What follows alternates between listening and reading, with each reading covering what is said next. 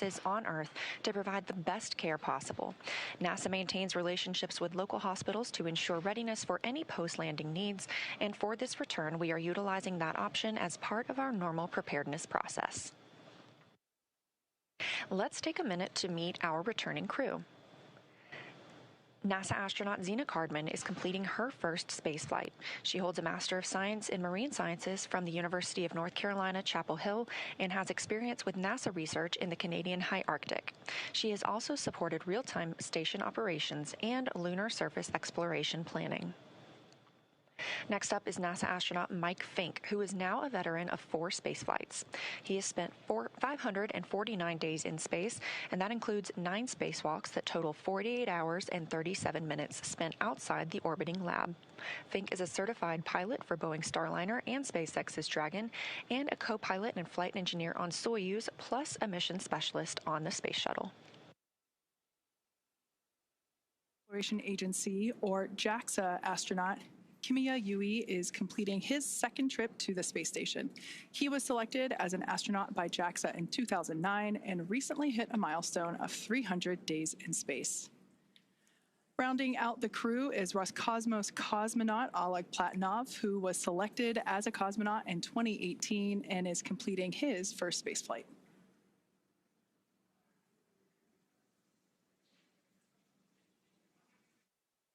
With the Crew-11 departure yesterday, we still have 3 people living and working aboard the International Space Station. That's the crew that arrived on Soyuz MS-28 and consists of NASA's Chris Williams and Roscosmos cosmonauts Sergei Kudzverchkov and Sergei Mikheyev. This Soyuz crew is slated to remain on the station until returning to Earth this summer. Ahead of the Crew-11 departure from the International Space Station, NASA astronaut Mike Fincke handed command of Expedition 74 aboard the orbital complex to Roscosmos cosmonaut Sergei Kudzverchkov. Crew-12 is currently scheduled to launch as soon as mid-February, and alongside our international and commercial partners, NASA is always evaluating the timeline to include other launch opportunities, and we'll provide more information when that's available. As we mentioned earlier, we have a few final steps that Dragon will perform prior to atmospheric reentry. The slew, or the maneuver to deorbit burn attitude, and then the deorbit burn itself. This deorbit burn is the last time that the forward Dracos, which are the 4 thrusters located on top of the spacecraft, just under the nose cone section, it's the last time that they will ignite for this mission. The deorbit burn will place Dragon on a precise trajectory to return to the splashdown zone, as I mentioned earlier, that is off the coast of San Diego. We expect this burn to commence around 11:51 p.m. Pacific time. It will last about 13 and a half minutes or so. And this is essentially the transition point that Dragon undergoes while it moves from Earth orbit to reentry, atmospheric reentry. So it is the final moment in which we are essentially programming Dragon to fly itself back for its precise landing off the coast of San Diego.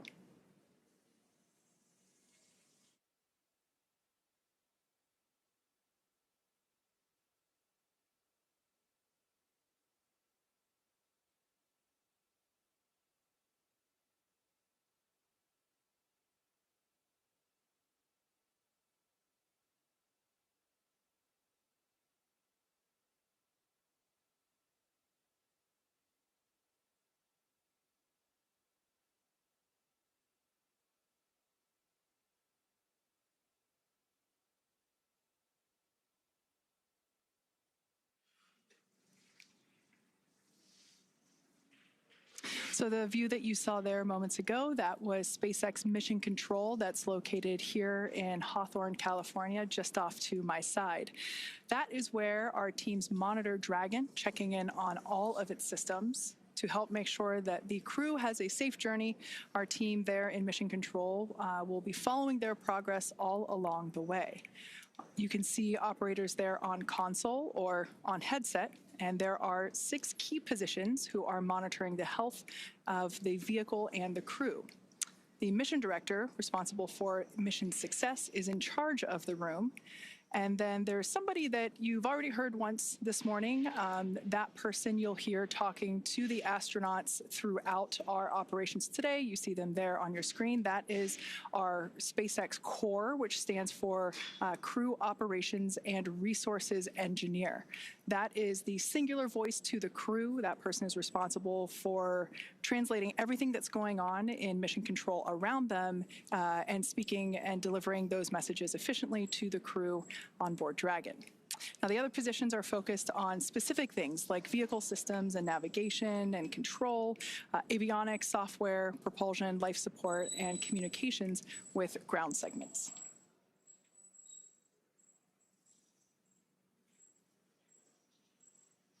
And as I mentioned earlier, there will be a number of opportunities for us to hear from the SpaceX Core. That is the person primarily responsible for communicating to our commander, Zena, and so she will be the person communicating back and forth with our crew here on the ground.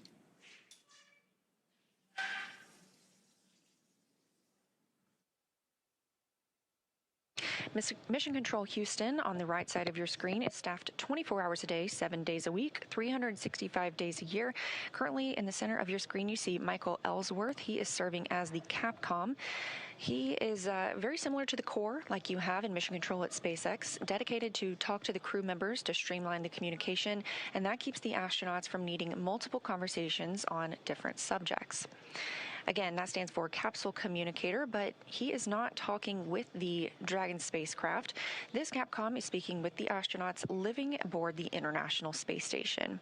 Capcom sits right next to the flight director, and tonight we have Allison Bollinger on console.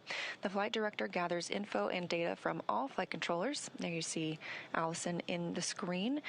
She leads the team through major milestones and approves or declines suggestions based on pre-established flight rules. We have other key members in the room, like ADCO, who controls the attitude or the orientation of the space station.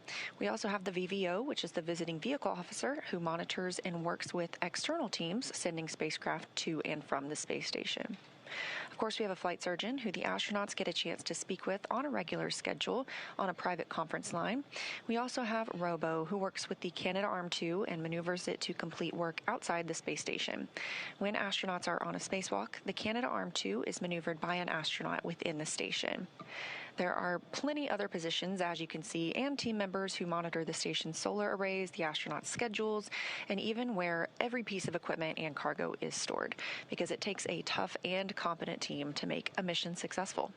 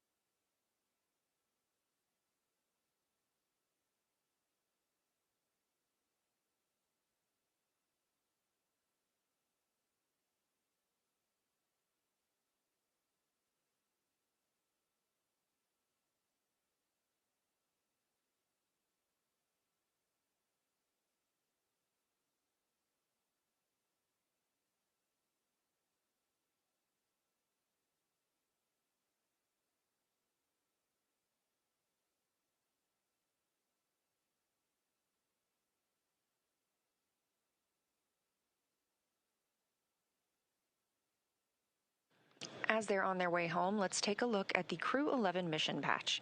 This patch was designed by the crew, and its colors celebrate the 3 nations they represent. And the 3 stars honor their space agencies working together. 2 sunbeams form the number 11, shining on a tiny blue dot, which is our home on Earth.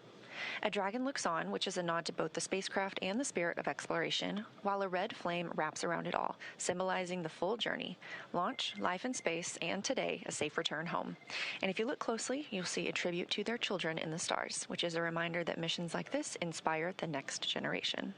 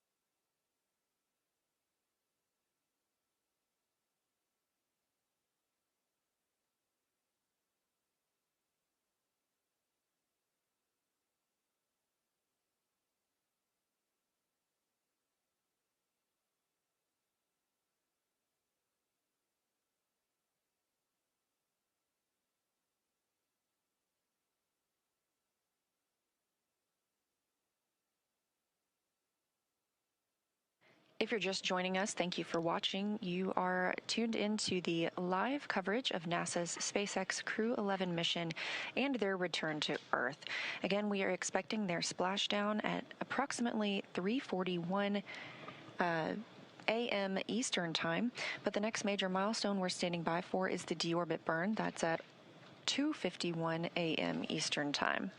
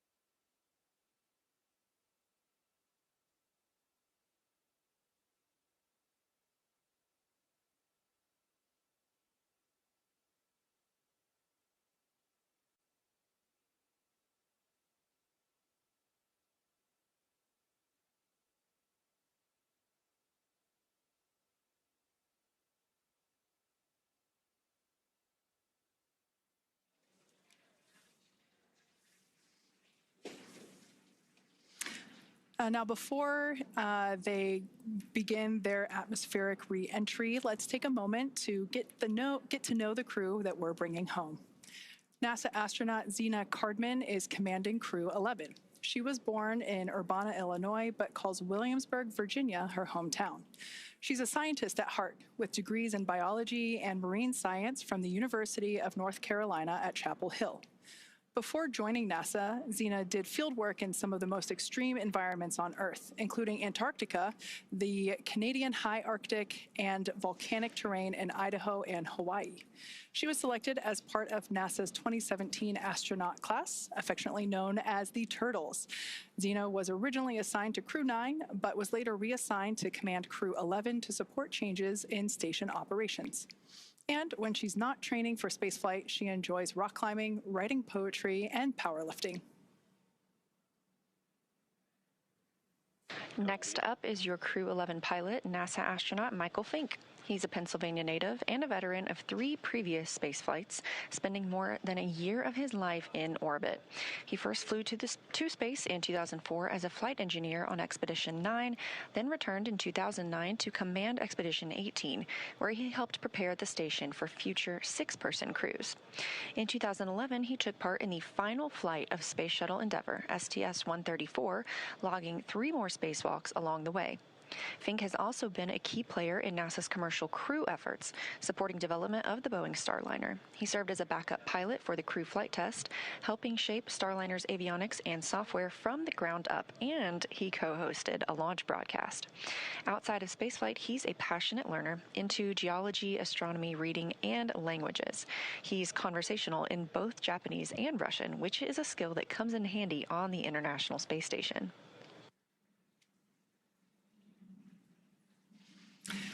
And your Mission Specialist 1 for Crew-11 is Kimiya Yui, representing the Japan Aerospace Exploration Agency, or JAXA.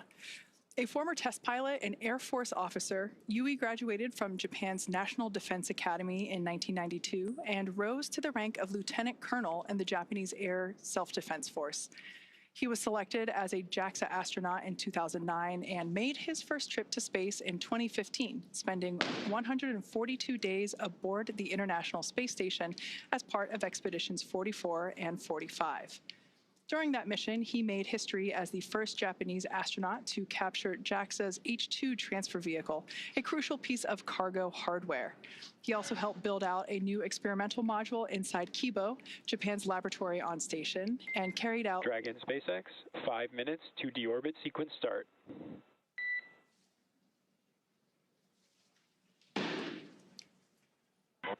Dragon copy.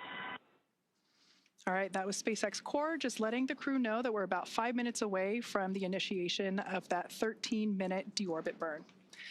Now back to Kimiya Yui. He carried out experiments, 21 experiments, in fact, on behalf of JAXA while on board station. In 2016, Yui was named chief of JAXA's astronaut group, and today he's on his way back to space, or excuse me, is on his way back from space. And rounding out the crew, we have mission specialist Oleg Platonov, a cosmonaut from Roscosmos, Russia's space agency, and a graduate of the Krasnodar Higher Military Aviation School of Pilots, where he earned a degree in engineering and the rank of lieutenant. Platonov completed his cosmonaut training in 2018 and was certified as a test cosmonaut that same year. His flight to the International Space Station was launched last year, continuing our chapter in international collaboration.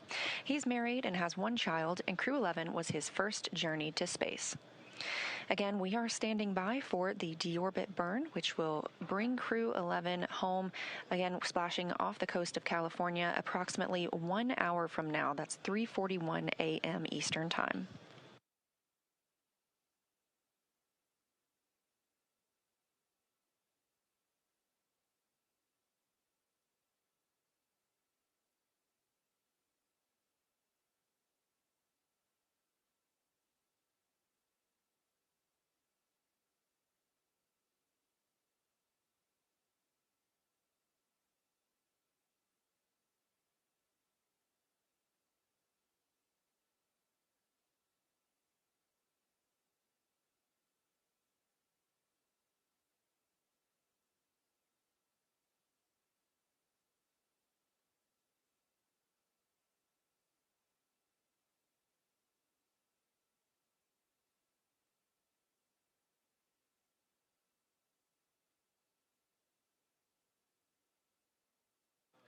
During their time in orbit, Crew-11 celebrated 25 years of continuous human presence aboard the International Space Station. During that time, our unique microgravity laboratory has hosted more than 4,000 experiments from over 5,000 researchers in more than 110 countries, all to help us build the road to the Moon and Mars and understand our universe while helping humanity on Earth. Crew-11 conducted more than 140 unique scientific experiments and technology demonstrations during their stay aboard the orbiting laboratory. Continuing the space station's legacy of groundbreaking science, Crew-11 worked on experiments to understand bone loss and studied bioprinted human tissues to understand or to ensure the health of astronauts on future missions and improve the quality of life for patients on Earth. They worked on the development of long-term storage of cryogenic fluids in space with Earth-bound medical and industrial applications. The team also tested an inflatable capture bag that aims to remove space debris from orbit, protecting future spacecraft and crews, and could also be used to capture samples during exploration missions and enable mining of small asteroids. Let's dive into some of these experiments and investigations. The MABLE-B study investigates how microgravity affects bone marrow stem cells and their secretion of proteins involved in bone formation and loss. Researchers aim to determine whether blocking a bone loss pathway could help prevent that bone loss. Findings may lead to new strategies for combating bone loss both in space and on Earth. MVP Cell 07 studies how bioprinted liver tissue with blood vessels matures in microgravity, focusing on cell behavior and tissue development. Researchers are examining how space may affect the structure and function of these engineered tissues. Results could help advance space-based production of high-quality tissues and organs for medical use on Earth and support astronaut health on future missions. Capture Bag Demo tests an inflatable debris capture bag on the space station, assessing its opening, closing, and ability to stay airtight in microgravity. This technology could be used to remove space debris from orbit, protecting future spacecraft and crew members, and could also be used to capture samples during exploration missions to the Moon and Mars and enable mining of small asteroids. Next up is ZBOT-NC. Many spacecraft use cryogenic fuels, which are extremely cold, for propulsion.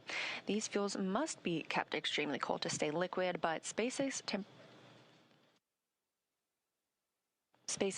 temperature fluctuations can cause them to slowly evaporate and escape the tank.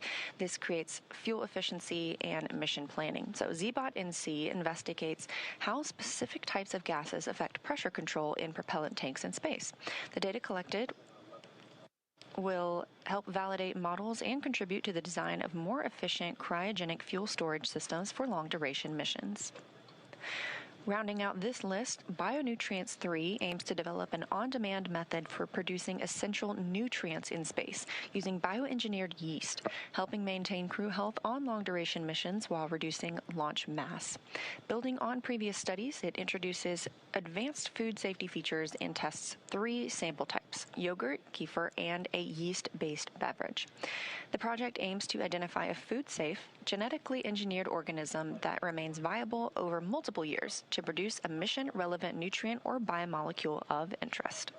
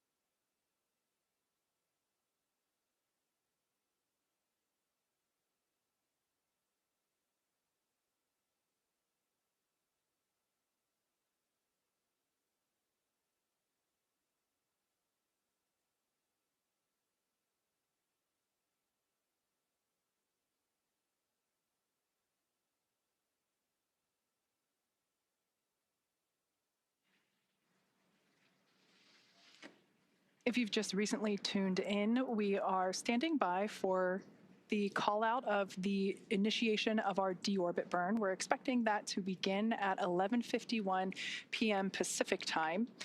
This is a 13.5-minute long burn that positions Dragon for its atmospheric reentry and splashdown off the coast of San Diego. So like I mentioned, we are standing by. That should be coming here in just a couple of minutes, as we expect that to initiate at 11:51 p.m. Pacific time.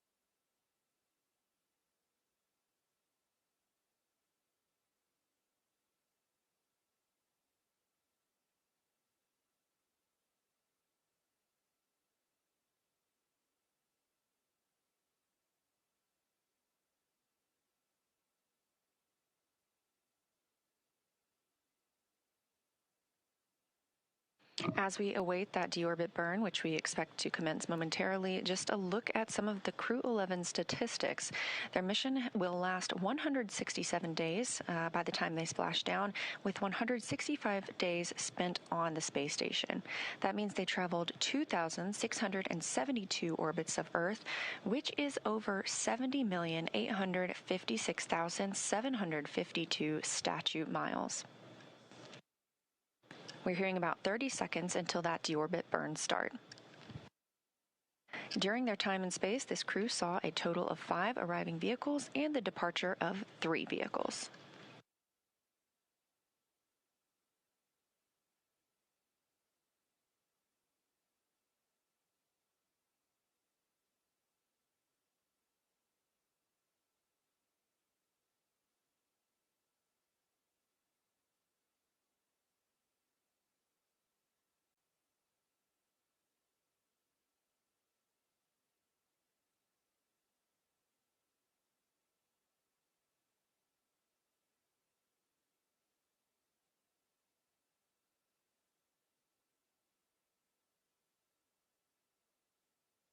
And right on time, at 2:51 a.m. Eastern Time, we have confirmation that the deorbit burn has begun. This burn is expected to last over 13 minutes. For these return and splashdown operations, the United States Coast Guard, in coordination with SpaceX and NASA, establishes a safety zone to ensure public safety and for the safety of those involved in the recovery operations, as well as the crew aboard the returning spacecraft. Multiple notices are issued to mariners in advance and during recovery operations, and Coast Guard assets may be deployed to discourage boaters from entering the splashdown zones. We want to again stress to all of the public the need to respect this safety zone.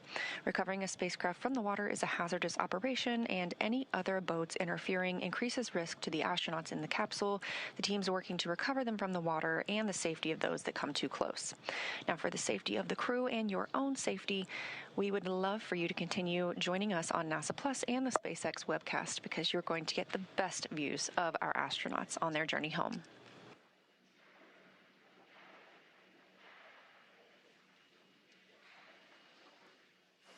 Like Leah said, the best views will be coming to you here on our webcast. However, if you are in the Los Angeles area, the San Diego area there in Southern California, I do encourage you to step outside about 12:30 a.m. as you might be able to see the spacecraft actually re-entering on its way there back to the splashdown site. And if you're lucky, you might even hear a sonic boom. Now, as always, NASA and SpaceX jointly select our splashdown location, and for today, the primary recovery site is there off of the coast of San Diego. The selection process works with a lot of different variables, including the space station's orbital trajectory, what landing sites are available and have favorable weather, how much free flight capability that Dragon has for the trip home, and of course, the sleep schedule for the returning crew members. We'll start with calculating daily return options based off of the space station's current orbit and Dragon's capabilities to maneuver and line up for reentry. The time from undock to landing at the primary site can vary from less than 6 hours to more than 39. For Crew-11 this evening, their journey is going to be about 10.5 hours in total. Of course, getting home the quickest comes with some obvious benefits, but we always have to make sure that the crew is properly rested for all these dynamic operations. And of course, that would prevent us from scheduling 20-plus hour days for them. Trajectory and ballistics experts provide the daily opportunities that would line up with the Dragon as it's coming back to the landing zones. And then we split them into what we call ascending and descending opportunities.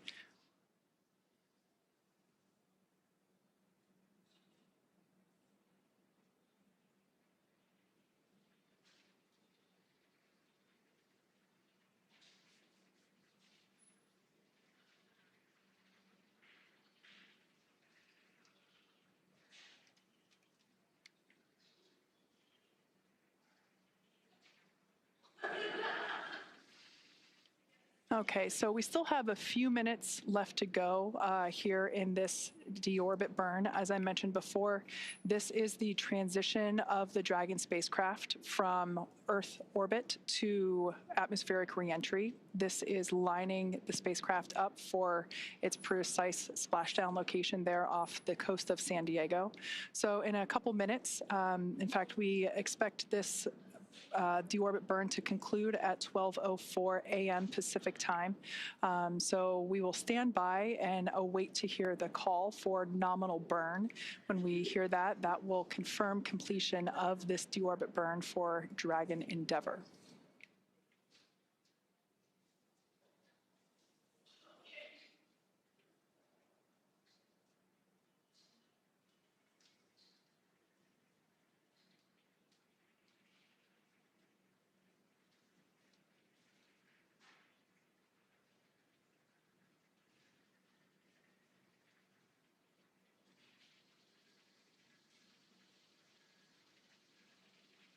As I mentioned earlier, we will hear primarily the SpaceX core, or the crew operations and resource engineer.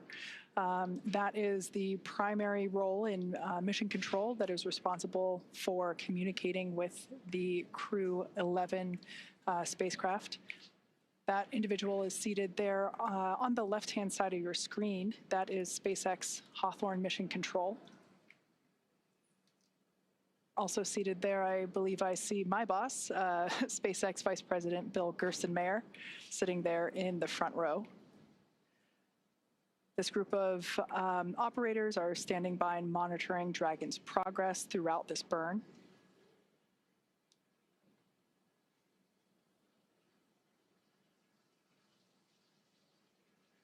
Now, this particular maneuver that Dragon Endeavour is performing, this deorbit burn, is utilizing the 4 forward Draco thrusters. We say forward because that indicates that it's basically the language indicating that they're located at the top of the Dragon spacecraft. These 4 Draco thrusters, this is the last time that they will be utilized for this mission. This deorbit burn will last for a total of about 13.5 minutes.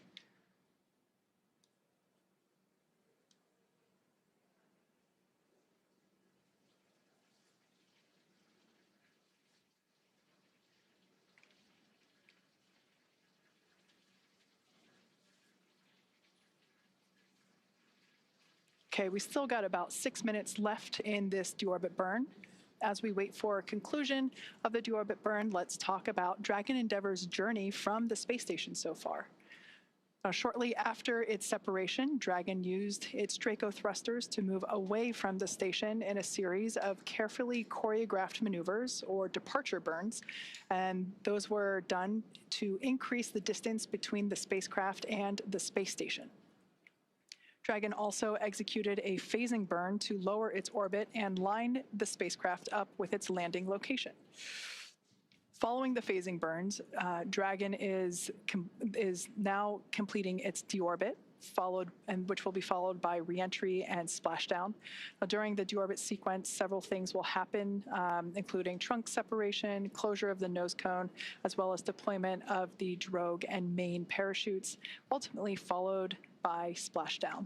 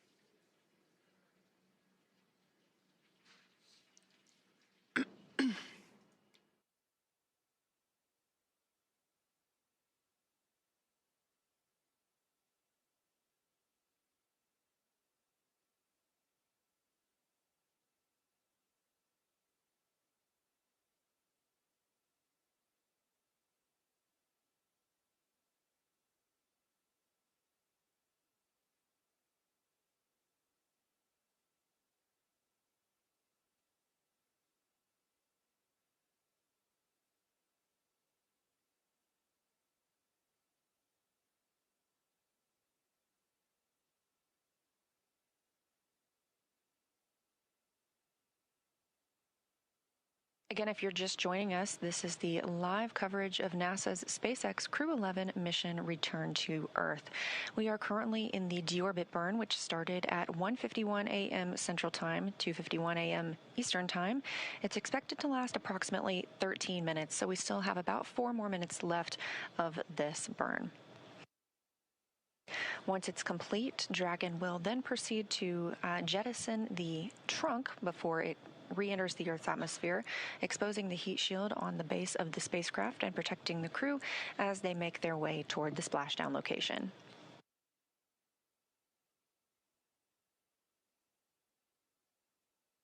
And we are anticipating splashdown at 3:41 a.m. Eastern, 2:41 a.m. Central Time off the coast of California.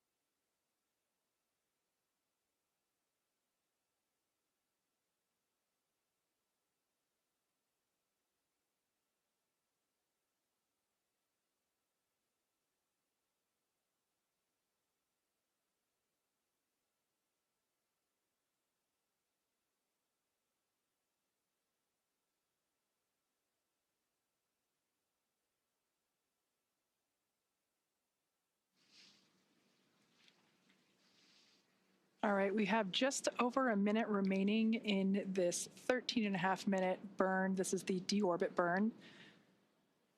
This is the final burn for the forward Draco thrusters. It is placing Dragon on its final trajectory to the splashdown location off the coast of California. We're targeting one of our 3 pre-designated locations. This one will be just off the coast of San Diego.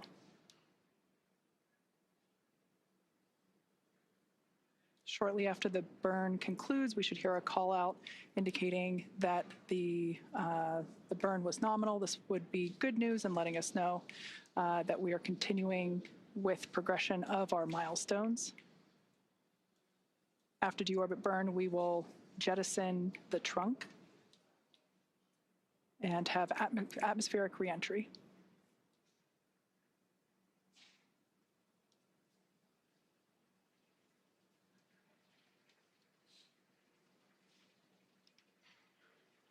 All right, so there's about 10 seconds left in this burn, so we're going to stand by and listen for that call out.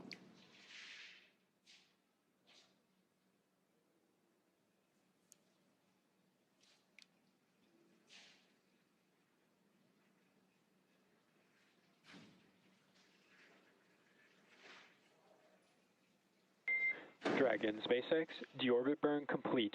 Performance nominal. Trunk separation initiated. Dragon copies. Nominal deorbit burn. Trunk separation process initiated. Okay, good words there from SpaceX Core, letting our Crew-11 team know that the deorbit burn was as expected. Now, to prepare for these upcoming events, Dragon is currently doing a couple of things autonomously, such as isolating the thermal control system fluid loops from the radiator. This system is what will help keep the internal temperature of Dragon comfortable during the crew's reentry. Dragon is also initiating separation of the claw mechanism, which will terminate all data, power, and fluid connections between the spacecraft and the trunk, and that is all done in preparation for trunk separation. Nominal trunk jettison. Dragon copies.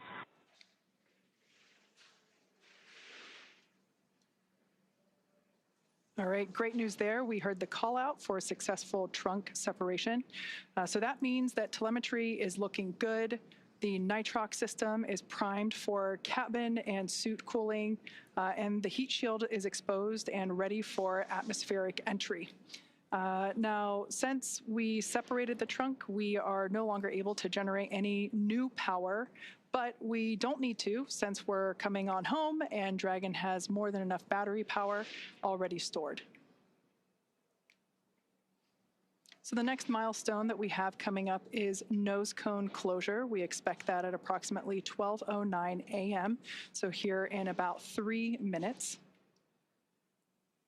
The nose cone is at the top of the spacecraft, and it is the structure that protects the docking system as well as the guidance, navigation, and control system. We'll be using 12 hooks to lock and secure the nose cone prior to its atmospheric entry.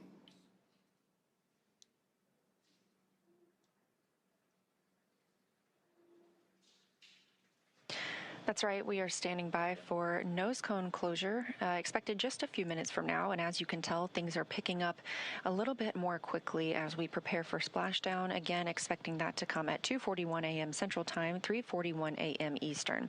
So right now, Dragon is inhibiting those forward bulkhead Draco thrusters. We just used those to complete the deorbit burn, meaning they will not fire again, and ensuring it's safe to latch the nose cone for reentry. The vehicle has, we are also anticipating it to initiate the nitrox suit purge. This helps keep our crew members, Zena Cardman, Mike Fincke, Kimiya and Oleg Platonov, cool and comfortable during reentry, which we're expecting in about 20 minutes. At this point, the nose cone, we are standing by for that closure to begin, protecting that forward hatch for reentry. And the crew will be able to use their screens to monitor the locking of the nose cone, which is done by that set of hooks. Underneath the nose cone is also the hatch that the crew members use to ingress and egress, also known as enter and exit the International Space Station while the spacecraft was docked. Now, once they splash down, they'll be using the side hatch to exit the spacecraft and onto the recovery ship. That side hatch is what they used to enter Dragon back in August when they launched to the space station.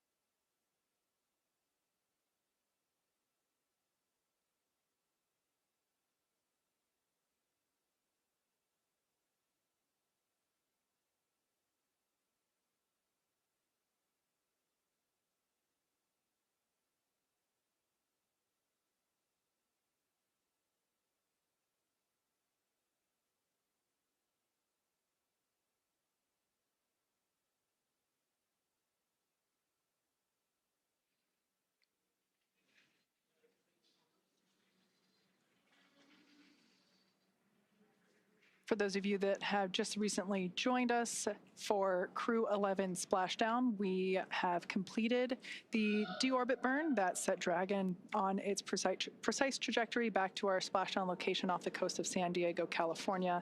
We've also jettisoned the trunk, and we've just closed the nose cone.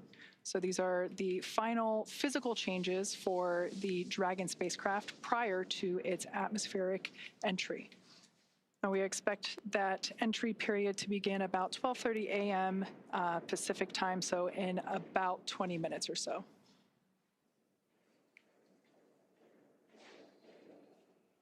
We also expect the crew to receive their final entry briefing. This is where the SpaceX core will communicate any changed details, such as timeline shifts to the anticipated loss of signal and acquisition of signal, as well as the entry period.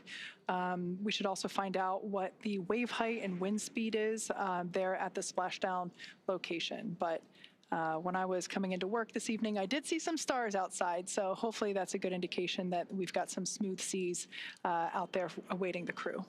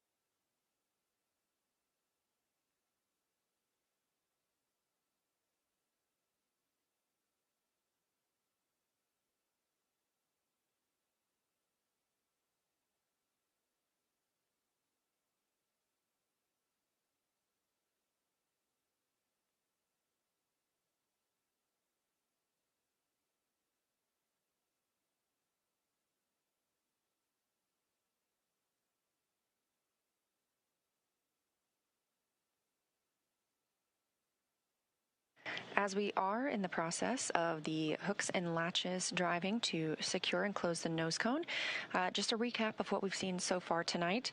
The spacecraft undocked from the International Space Station earlier today. This Crew-11, spent 165 days aboard the orbiting laboratory, but 167 days in space altogether, if you count the time they have spent getting to and from the space station. At 1:51 a.m. Central Time, 2:51 a.m. Eastern, the spacecraft executed the deorbit burn. That was an approximately 13-minute-long burn, committing the spacecraft to coming home and splashing down off the coast of California.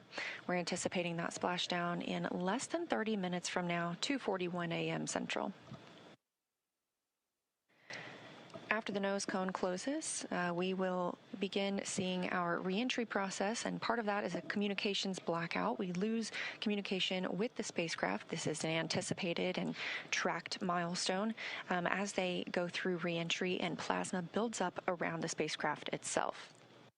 We do regain that communications shortly thereafter, and following that, we anticipate seeing drogue parachutes deployed. There are 2 of those, as well as 4 main parachutes, slowing down the spacecraft to a splashdown time of, again, 2:41 a.m. Central Time. So we're just standing by for confirmation of nose cone closure.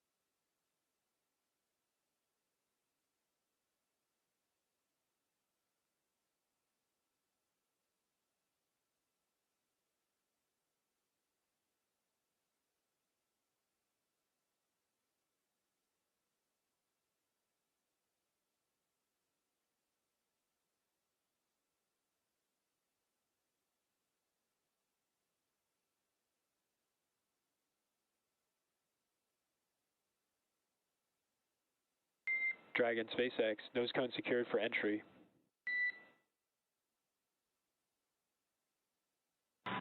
Dragon.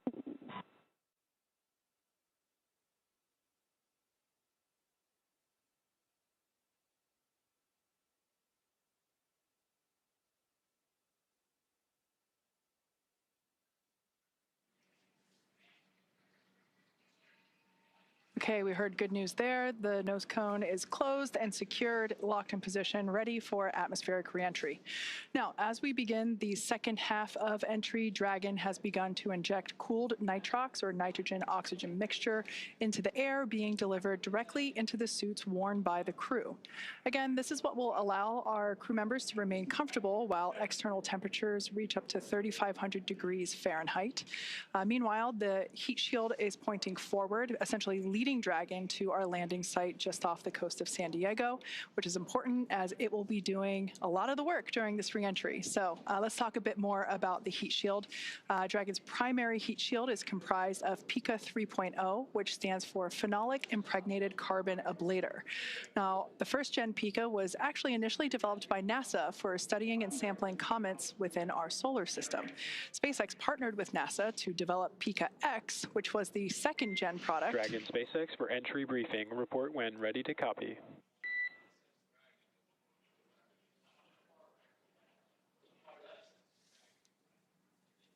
Ready to copy.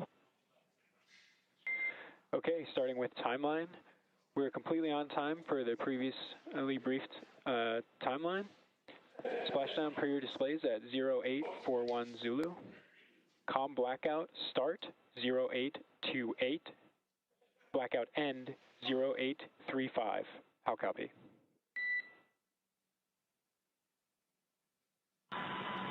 Copy, we are on time for 0841 splashdown per the timeline. Com blackout start 0828.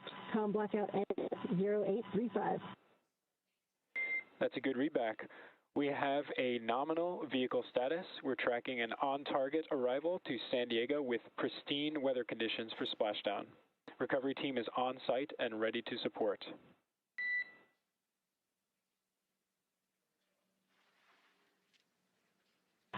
Dragon copies. Nominal vehicle, excellent weather, and teams are ready to support.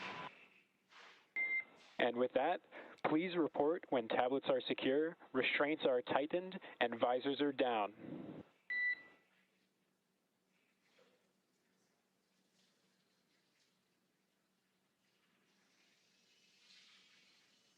SpaceX Dragon, tablets secure, restraints tightened, and visors down. SpaceX copies all.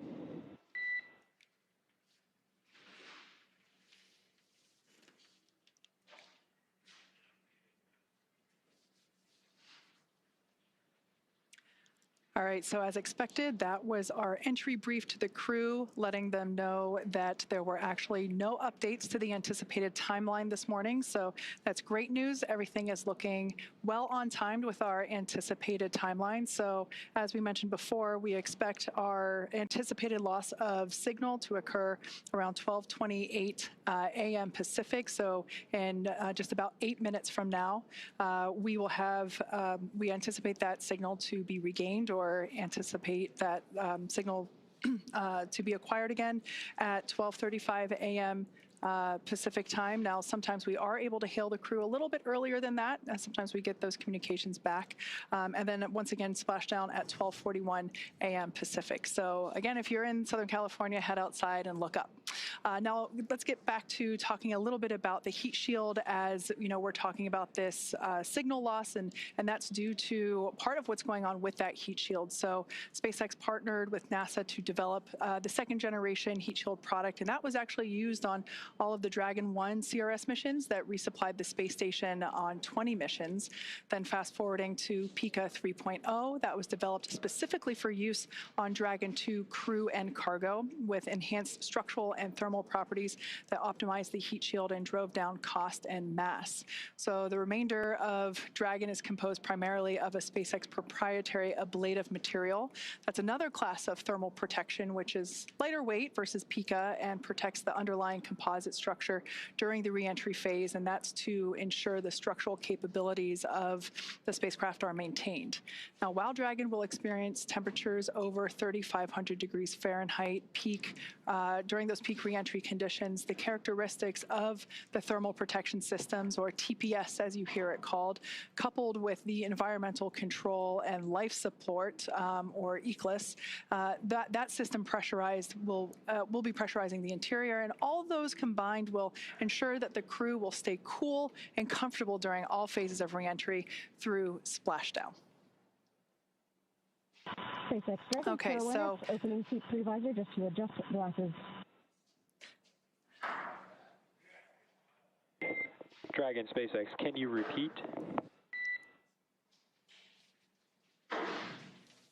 Temporarily opening seat 3 visor to adjust glasses. Copy, adjusting glasses. Your go for that. Okay, so that was important to note there because our commander, Zena Cardman, had already reported back that all visors were down and in the locked position ready for atmospheric reentry, but one of our crew members had to adjust their glasses. So she did a good job there in reporting back to SpaceX Crew to let them know that one of the crew members had to reopen momentarily. Visors are down. We copy. Visors are down. 5 minutes until predicted comm blackout. See you on the other side at 0835.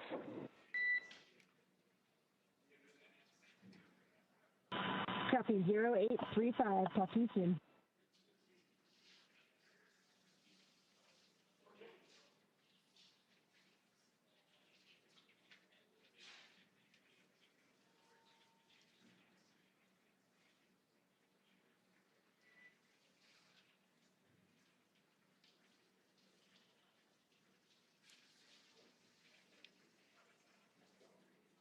Okay, so as we have been saying, everything that Dragon and the crew on board does is carefully choreographed, not just the maneuvers that the spacecraft is executing, but the communications between our crew here on the ground and our crew in space. So, Leah, we can see all of that being perfectly demonstrated with what's going on now.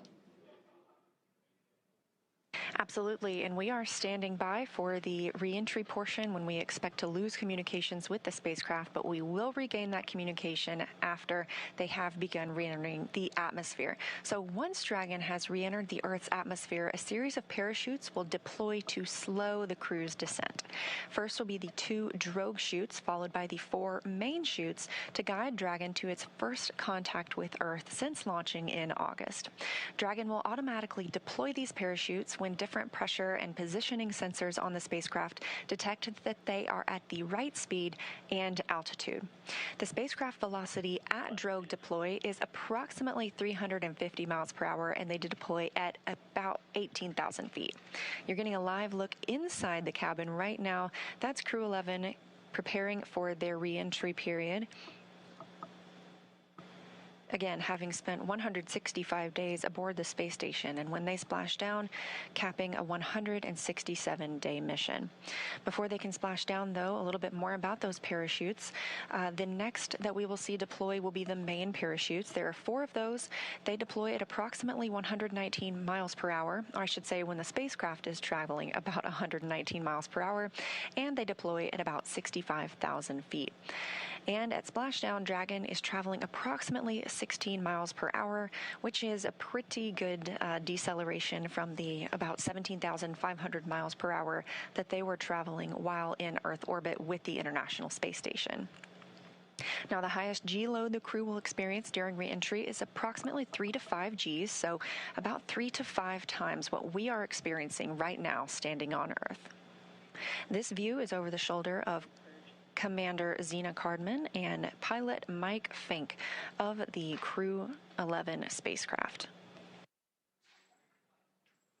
In this view, you can see their crew displays. They're able to monitor everything happening with the spacecraft. However, all the next milestones should be completely autonomous and hands-off for the crew.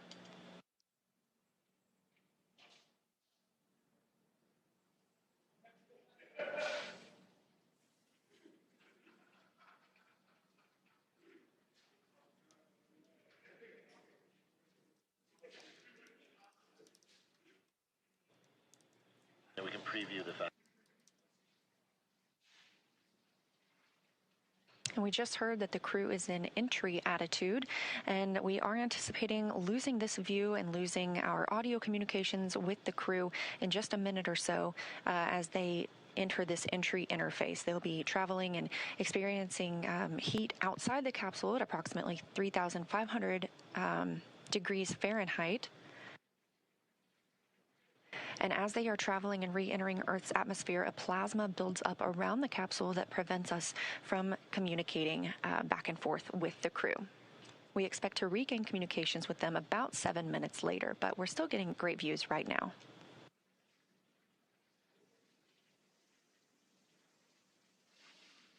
I love this view over their shoulders because you can see what our pilot and commander can see. They're continuing to follow along with Dragon's progress. As Leah mentioned, we have designed the spacecraft to be completely autonomous. Dragon is flying itself, so they are able to monitor along with everything that's going on. I also want to momentarily point out on the bottom of your screen there, you have some graphical interfaces there that represent the speed and the altitude. And it looks like we've lost our views there as that, we are now entering the period of anticipated loss of signal. This is where, as Leah mentioned, the plasma is beginning to build up on the exterior of the capsule as we expect.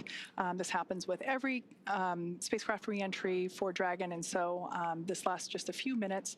But I want to momentarily note that there on the bottom right-hand corner of your screen, you can actually see something pretty cool where when one of the Draco thrusters ignite to fire and help steer the spacecraft, you will actually see that they're represented on the interface there. Now, the four in the middle, those are representing the four forward Draco thrusters.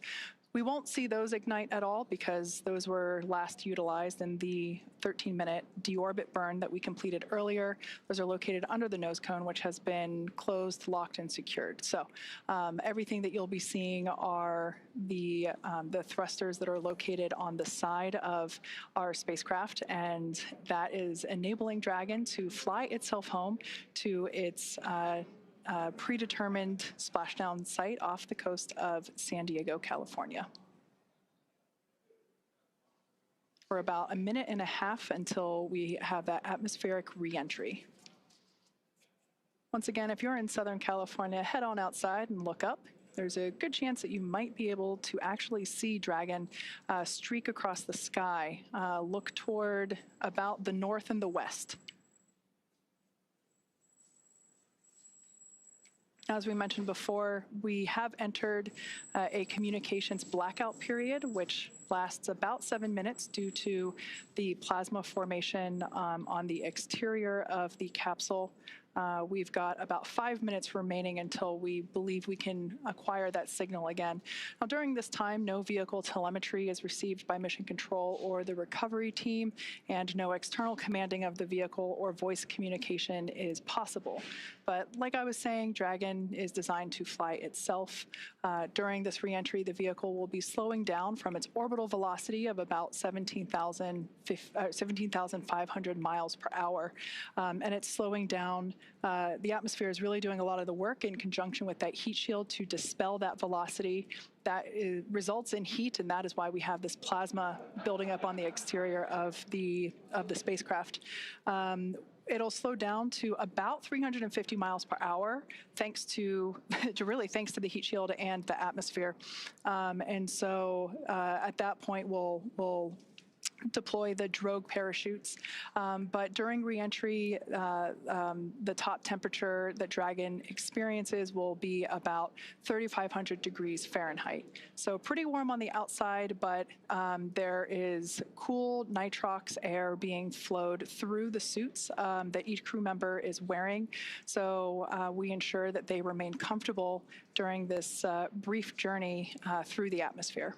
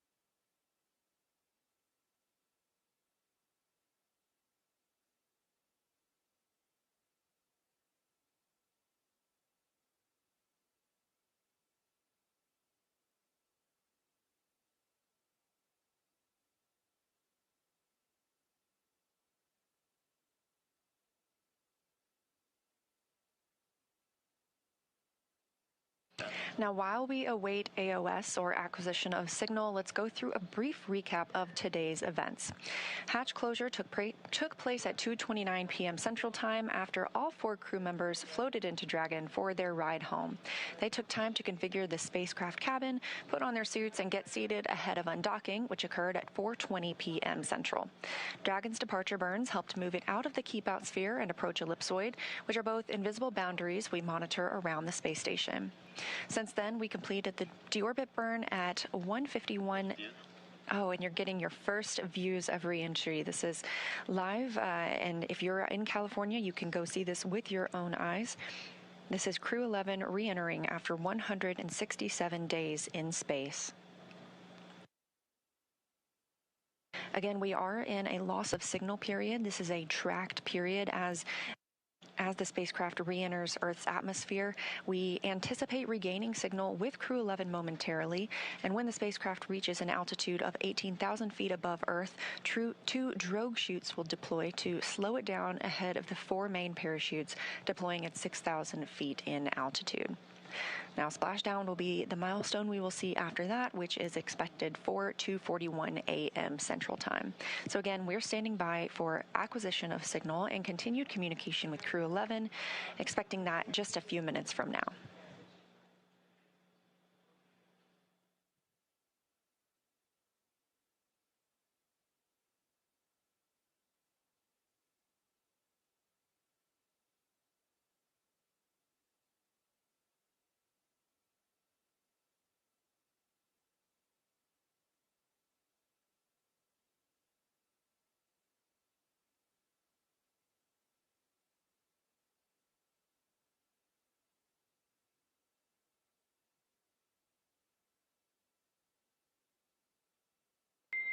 Dragon SpaceX, comm check.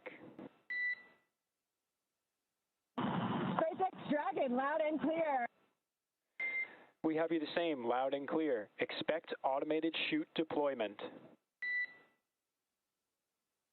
Copy, automated chute deploy expected.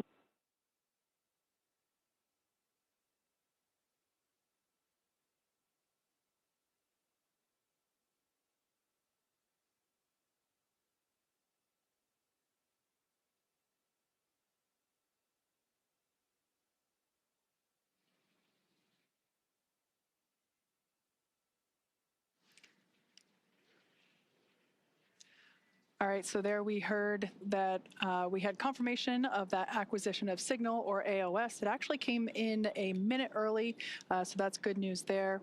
We heard the core inform the crew to expect drogue parachute deployment that happens when Dragon senses the right speed and altitude. So that's roughly about 350 miles per hour and around 18,000 feet in altitude. There we have a view from... GPS converged. Expect nominal altitude for drogue chute deploy. Dragon copies, expecting nominal altitude.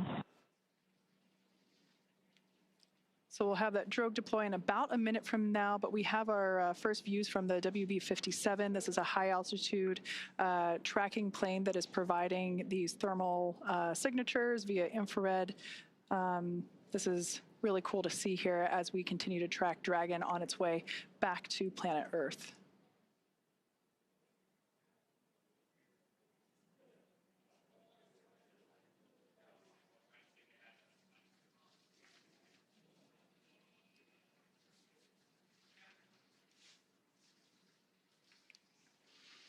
So momentarily, we expect for visual and... Brace for drogue window. Crew brace.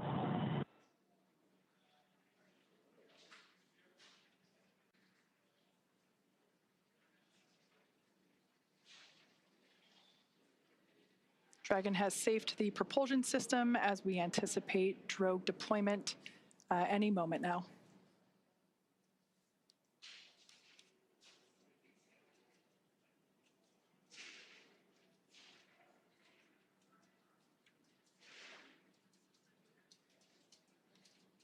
Drogue parachutes are utilized to stabilize and decelerate the vehicle further prior to deployment of the main parachutes.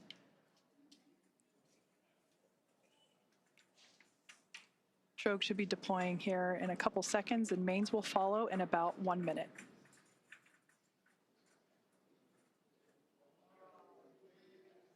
There we have visual confirmation of drogue deploy. Visual, 2 healthy drogues. Kind of a cool Dragon shot. copies. I think we had the recovery vessel in the background there just momentarily. Main parachutes deploying in about 20 seconds.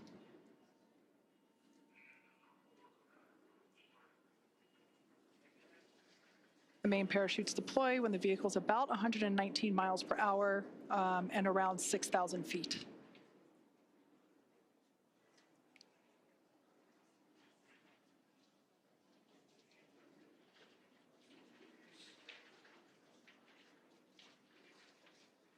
There we can see visual confirmation of deployment of the 4 Visual, mains. 4 healthy mains.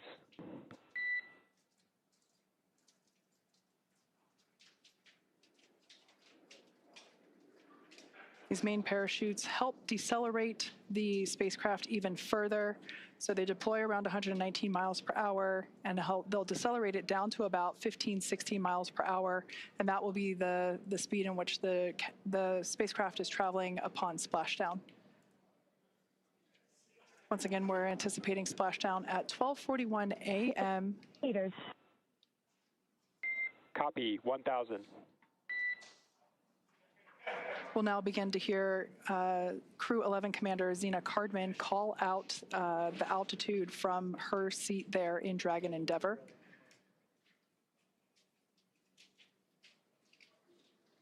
SpaceX's mission control team in Hawthorne continues to report the precise landing coordinates to the recovery team. 800. Copy, 800.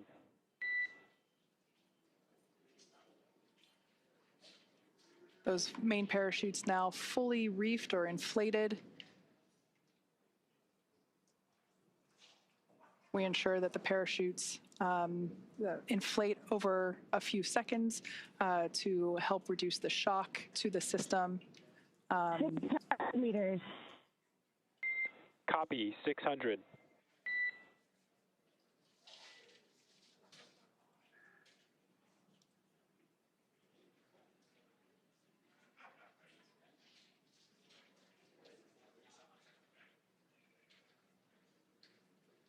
All around great views of Dragon Endeavour as it continues its way back to Earth.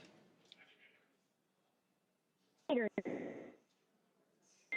Copy, 400. Crew are braced. Standing by for splashdown.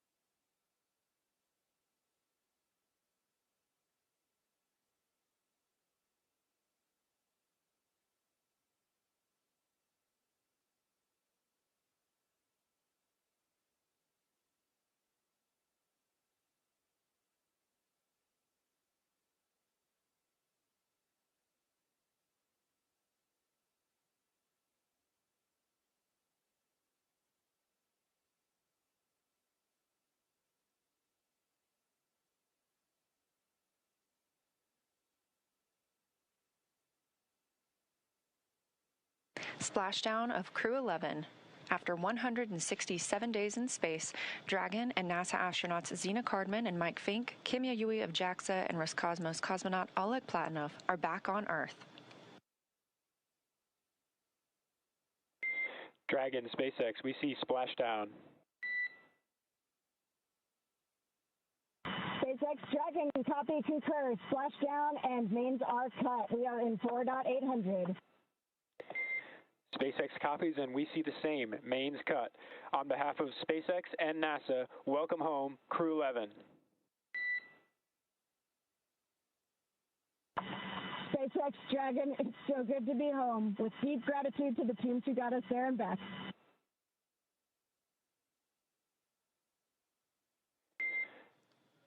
vehicle safety verifications in progress. We'll report back when recovery personnel are en route. Dragon copies.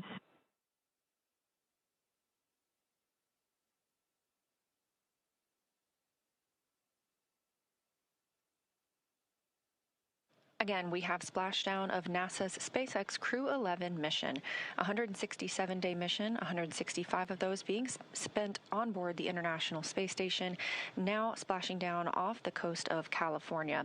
That splashdown coming right on time at 2:41 a.m. Central Time. The SpaceX recovery ship and team has been waiting for Dragon splashdown, and they will now begin making their way to the splashdown location.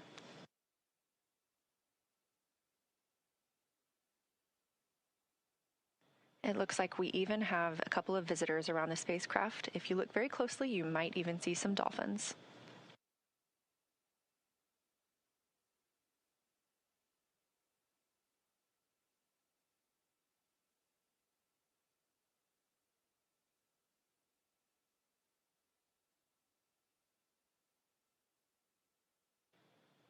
Again, a return by the books for Crew-11, having splashed down at 2:41 a.m. Central Time off the coast of California. We will now begin moving into the recovery process. We'll see the boats begin to approach and inspect the spacecraft by checking for hypergol and other ordnance checks. They will begin to rig the spacecraft and prepare it to be lifted on that recovery ship. And this is a great view of some of those boats that go out and check the spacecraft. They are going to be sniffing it, essentially, for these hazardous fuels that can linger once the spacecraft has re-entered Earth's atmosphere.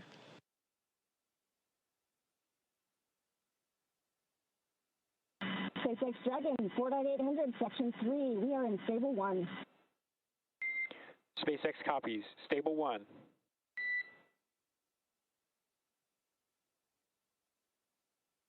That's the voice of NASA astronaut and commander of Crew-11, Zena Cardman, reporting back that they are working through their procedures and that the capsule is in Stable 1, which is the position that you see on your screen here, where it is upright in the water. This is just what we were hoping for, and again, it's been a completely nominal and by-the-books return for the crew today.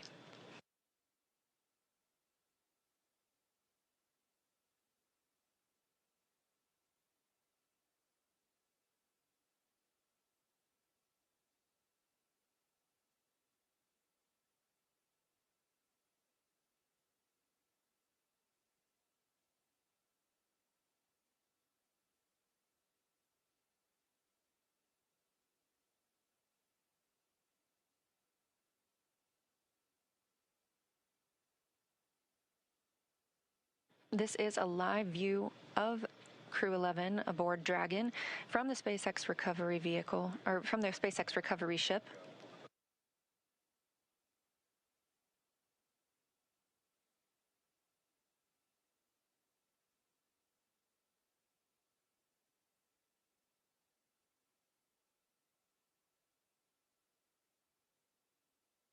And this day for the crew started about 10.5 hours ago when they undocked from the International Space Station.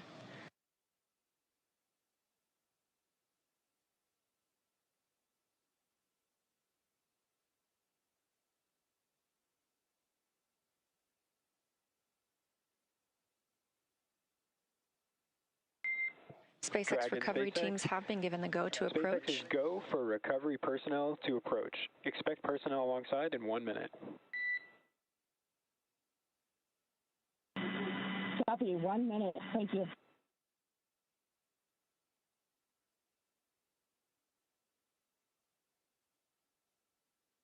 And you just heard that call out from the Corps in Hawthorne, California, to the crew aboard Dragon, that the SpaceX personnel who have been in the general vicinity of Dragon's anticipated splashdown location now have the go to approach the spacecraft and begin that recovery process.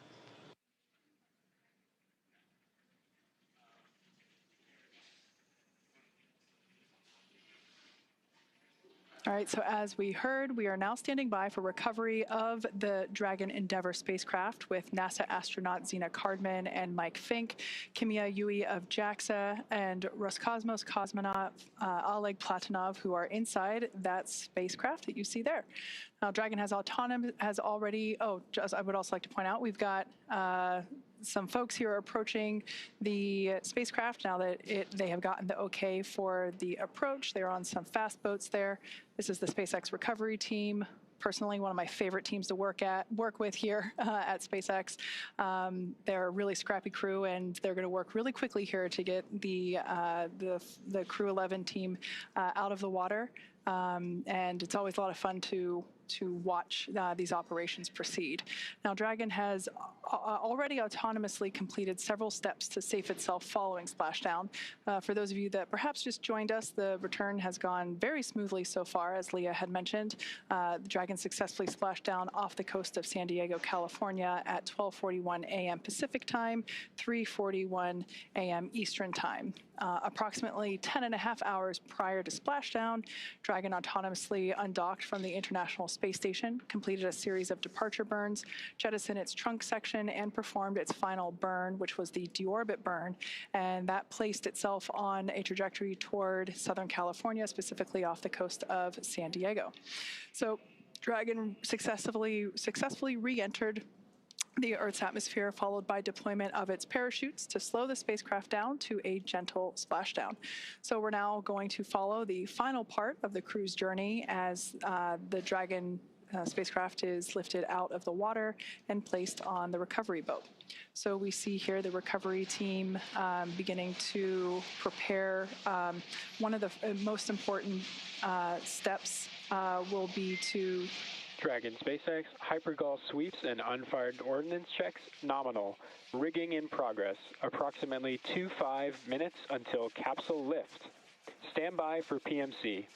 The next call you hear will be from SpaceX flight surgeon on Dragon to Ground Private. Dragon copies. 25 minutes until lift. Standing by for PMC.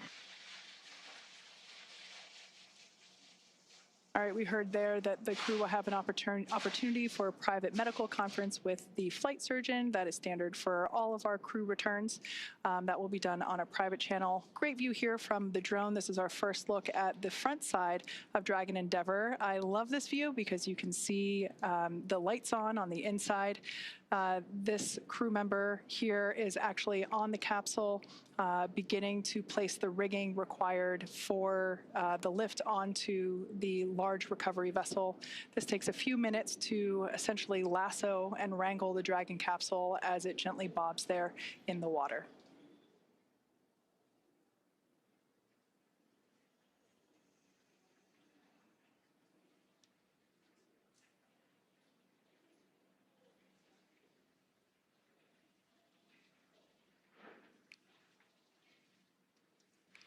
Not in the picture, there is another fast boat that is recovering the parachutes from the water. Those were automatically cut or released from Dragon upon splashdown, and we retrieved those from the water. This fast boat here is helping to assist the rigging of the required straps and equipment for the spacecraft recovery.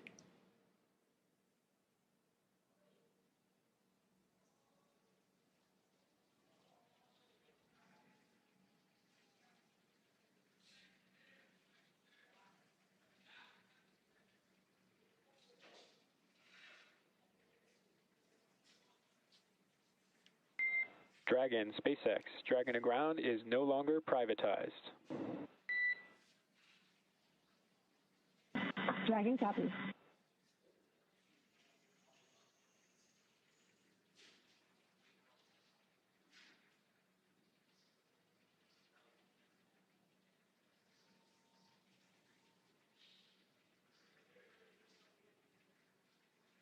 SpaceX recovery team continues to maneuver around Dragon Endeavour as we continue progress of placing the recovery straps required in order to safely lift the spacecraft out of the water.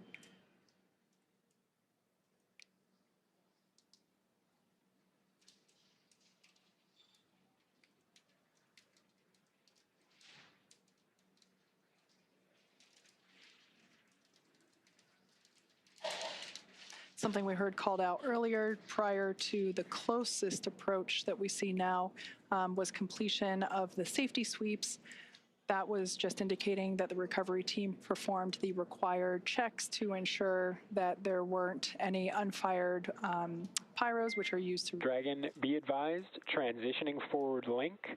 Comm will be unavailable for approximately 5 minutes.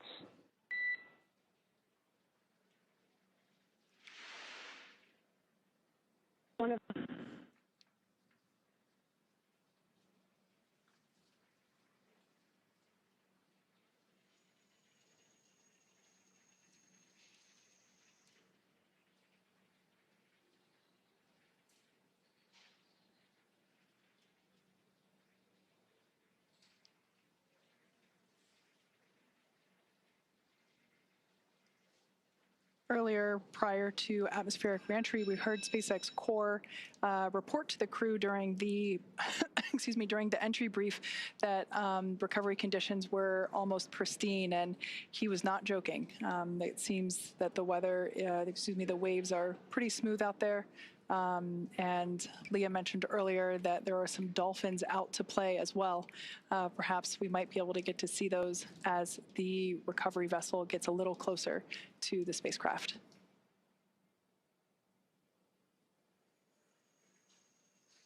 On your screen now are our operators at SpaceX Mission Control. They continue to monitor Dragon Endeavour during these recovery operations, as well as communicate directly to the recovery team. Everything is carefully coordinated within our procedures, and here you see folks that are responsible for individual portions to ensure that everything is executed as planned.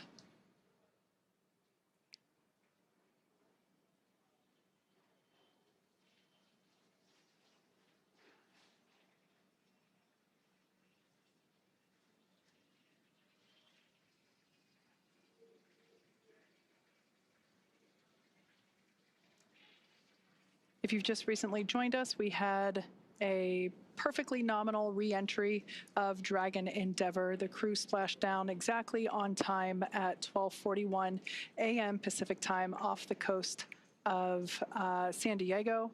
The recovery team has arrived at the splashdown location and are placing the required straps onto the Dragon spacecraft.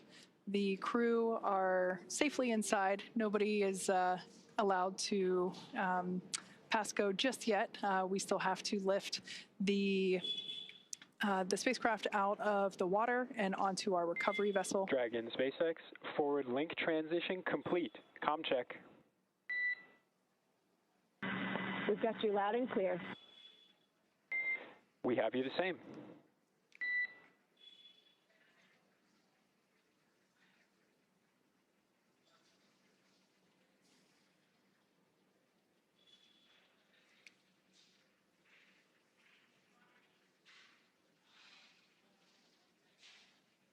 Hopefully we'll be able to bring those views of the recovery team back.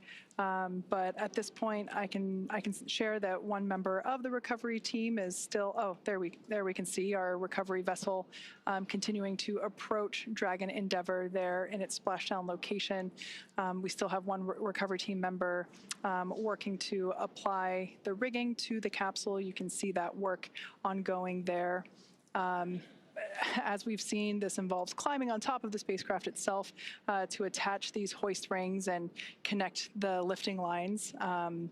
Overall, the progress tonight has been very smooth and very rapid. Depending on the sea state, it can take us a little bit longer, but things are really smooth this evening, and the recovery team is very efficient. It takes us less than an hour to raise Dragon onto the recovery vessel and remove the crew from the spacecraft. After initial medical checkouts, the crew will return to land within 4 hours by helicopter. So everything continuing to proceed as scheduled and as anticipated.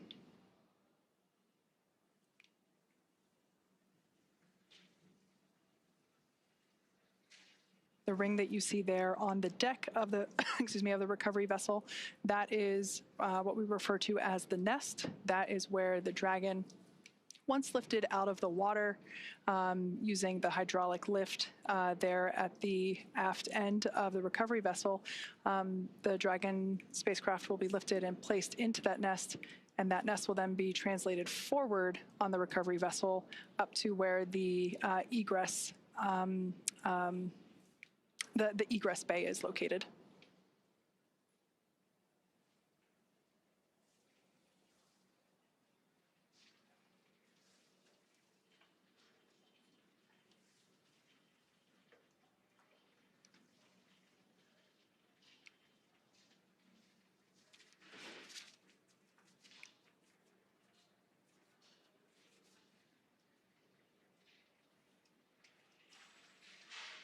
Yeah, so this is a great view there of the recovery team member that is responsible for placing the hoist straps and the rigging required to lift the the Dragon spacecraft out of the water, along with the recovery team members located in the fast boat, helping to provide the necessary light, as this is obviously a nighttime splashdown operation.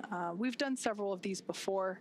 As you can see there, the sea state is super calm, and I'm assuming some really nice conditions to be working in right now. Over time, we can see the primary recovery vessel. This is our recovery vessel Shannon, named after, of course, Shannon Walker, who flew on Crew-11. She is the first female astronaut to fly in our Dragon spacecraft. So we have this vessel named after her. And we can see Shannon slowly but surely getting closer and closer to Dragon Endeavour as it patiently waits there in the glass-like water.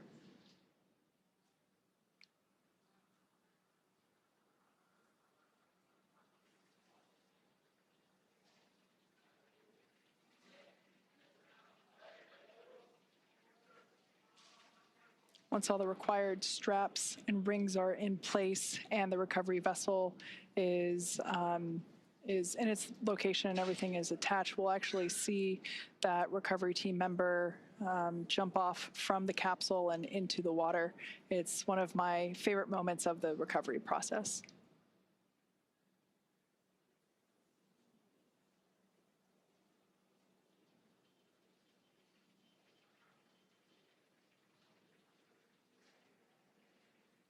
I think we might, yep, there they are. The dolphins are back to play. We now have a better view of them.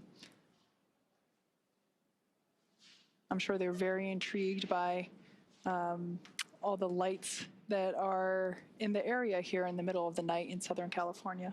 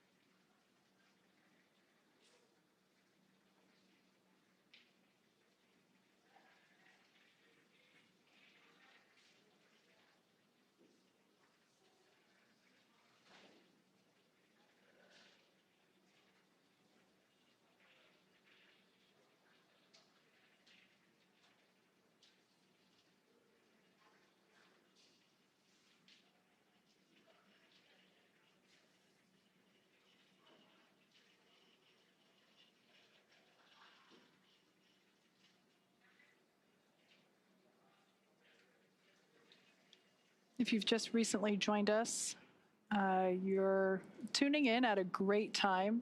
We're in the final phases of the Crew-11 return to Earth.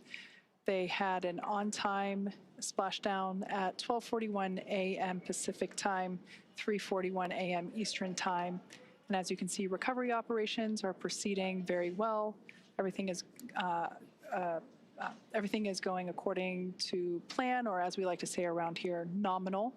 And we can see the recovery vessel continues to approach Dragon Endeavour, and the recovery team there on the vessel standing by as we await the hoist of the Dragon spacecraft onto the aft end of the vessel.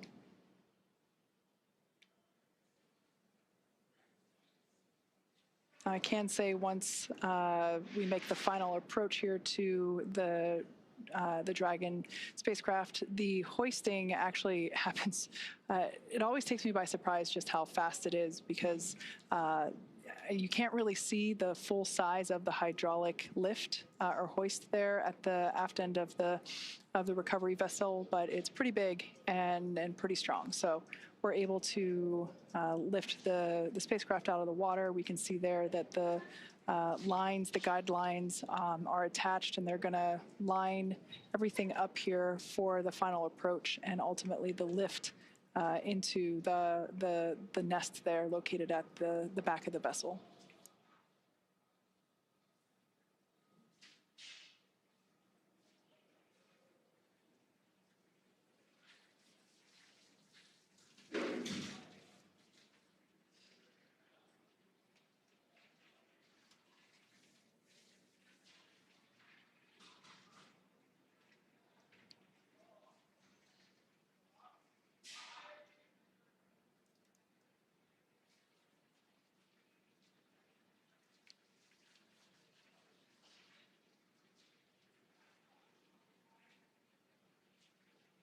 So we can see Dragon Endeavour, the gap is closing between Dragon Endeavour and our recovery vessel Shannon. Once again, we had an on-time splashdown off the coast of San Diego, California, that occurred at 12:41 a.m. Pacific time. All 4 crew members of Crew-11 are still in our Dragon spacecraft. Moments ago, when the spacecraft was turned the other way, we could actually see Dragon SpaceX. Rigging complete. Approximately 5 minutes until capsule lift. Dragon copies. 5 minutes to lift.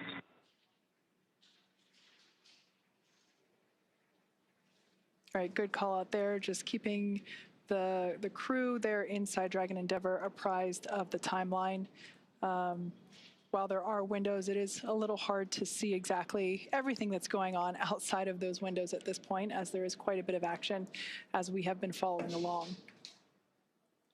We can see now that the hydraulic lift has been extended into the initial lifting position, and this is the mechanism that will bring Dragon out of the water and onto the nest there at the back of the recovery vessel.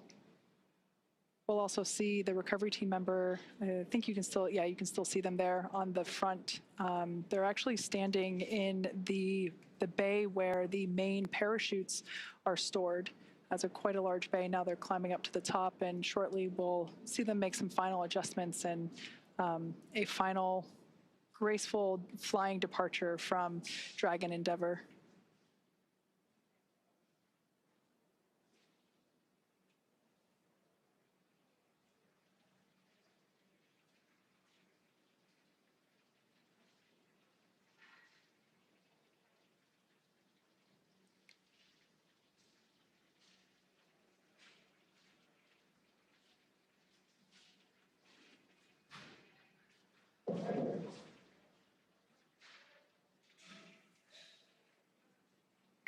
Brace for capsule lift.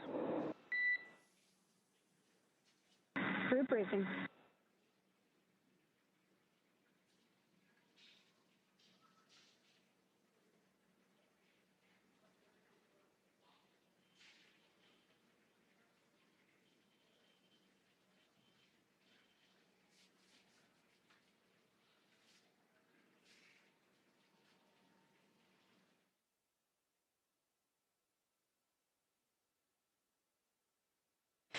Now, as you can see, the recovery teams are preparing to lower the vessel's hydraulic lift mechanism, and that's going to bring the spacecraft into the on-deck translation system, also known as the nest. Dragon will remain in the nest during crew extraction and then for the journey back to port.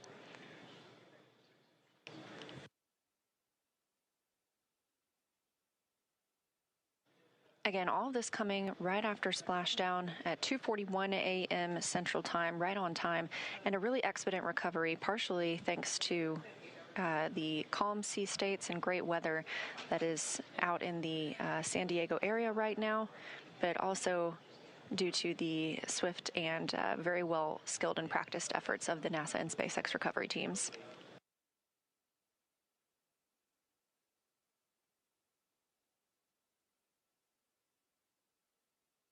The spacecraft is now being lifted. It'll be set on the nest and centered. It'll be oriented so that the side hatch is facing forward for the crew to egress. It'll be moved into the hangar underneath that helipad that you see illuminated in green on the top of the ship, and then pulled towards the mezzanine area so that the crew can be helped outside of the hatch. Once open, a SpaceX medical doctor will be the first to check in on Cardman. Fincke, and Platonov, our Crew-11 crew members, and see if they're ready for egress or exiting the vehicle. This is a standard procedure for all of our crew returns. This view coming from the recovery vessel, as you see Dragon, and at the very bottom, that is the nest in which we were discussing, and that's where Dragon will remain now and all the way back to port.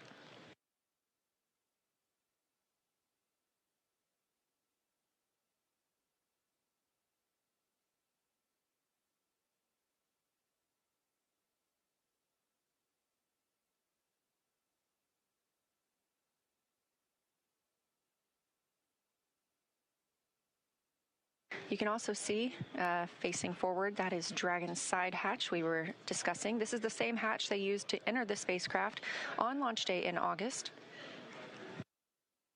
And of course, this is different from the top hatch. You can not see that because it's underneath the nose cone at the very top of the spacecraft.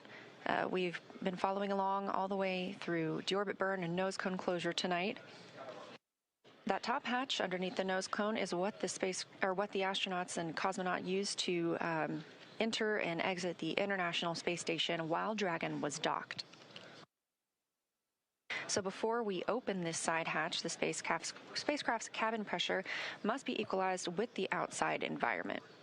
And of course, once that hatch is open, this will be the crew's first breath of fresh air back on Earth since boarding their spacecraft at the start of their journeys back in August.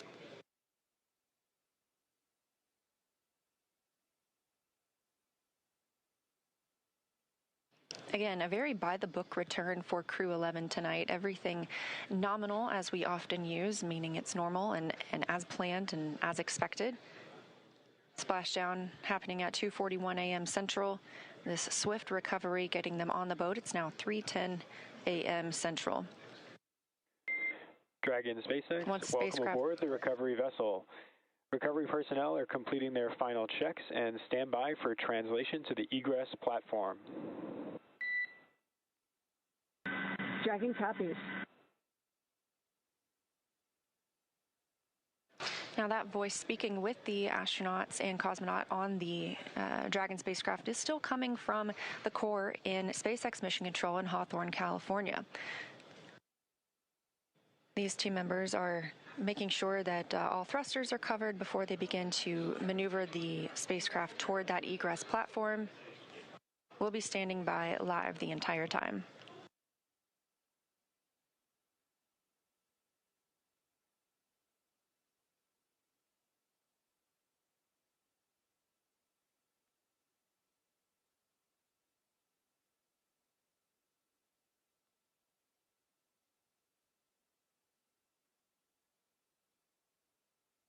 This is the 6th flight of this spacecraft. In all, Endeavour has flown 9 NASA astronauts, 3 visitors to the International Space Station, 2 Roscosmos cosmonauts, 1 retired NASA astronaut, 1 ESA astronaut, and an Emirati astronaut from the UAE to and from the International Space Station. Again, this is the 6th mission for this Dragon spacecraft named Endeavour. First launching on May 30th, 2020 to the International Space Station. And if you remember that date, that was the historic Demo 2 mission for the Commercial Crew Program, carrying NASA astronauts Bob Behnken and Doug Hurley.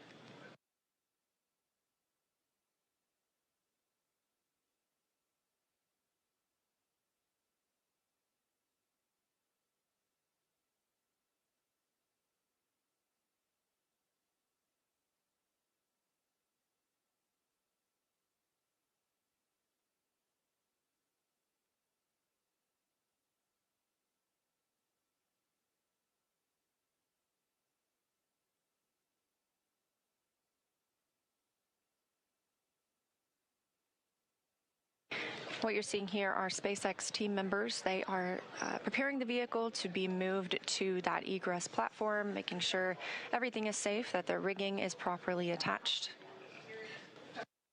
This is really the final ride on Dragon for these Crew-11 crew members. One short trip to this egress platform, and then they'll begin being assisted out of the spacecraft. Completely normal procedures for all of our returns.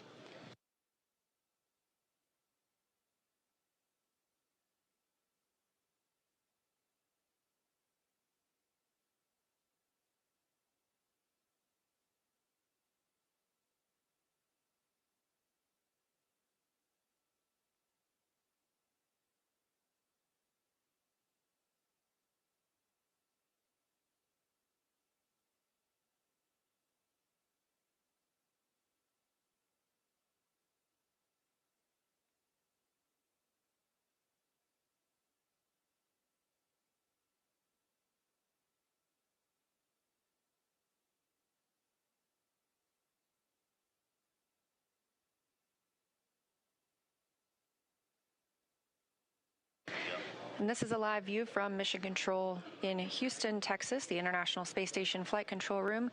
We have some additional visitors beyond the usual flight controllers and flight directors that staff this room 24/7. In the center of your screen, you'll see NASA Administrator Jared Isaacman speaking with team members, specifically right now the Spartan flight controller. Isaacman is, of course, an accomplished astronaut himself, having flown on 2 missions aboard Dragon, so he is familiar with these procedures and what the crew might be experiencing right now.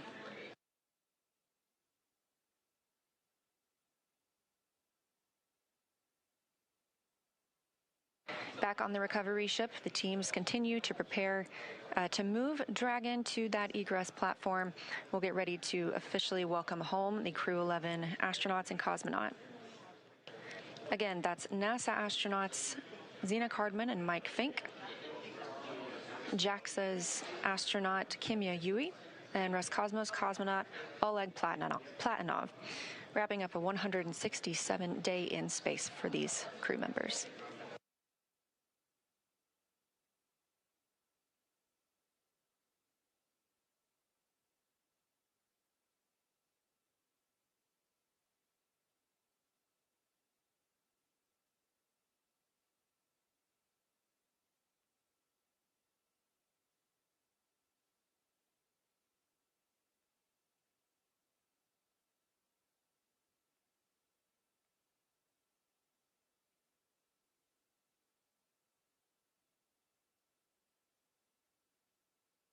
Again, if you're just joining us, thanks for tuning in. This is the live mission coverage of NASA's SpaceX Crew-11 mission returning from the International Space Station back to Earth.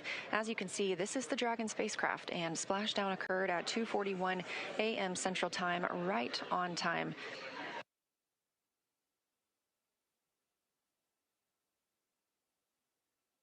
This crew undocked at 4:20 p.m. Central Time, so it was about a 9.5-hour ride from space back to Earth. They wrapped up 165 days aboard the International Space Station, 167 days in total for this mission.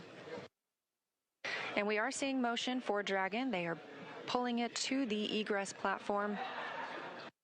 It's a short distance, and this view coming from that platform itself.